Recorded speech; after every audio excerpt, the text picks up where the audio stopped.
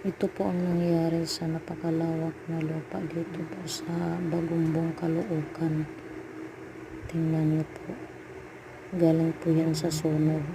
Kung hindi po naagapan, lalong kakalat yan. May mga bahay po dito, diba? Kahit ang saging umaapoy na.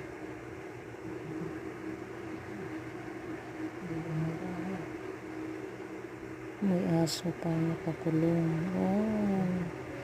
Toy. Kawawa naman to. Oh. Tingnan, pinapatay pa nila yung usok dito. O meron pa siya. Kasi damuhan kasi yan. Tapos sa sobrang init, namamatay. Tapos baka may nagsunog.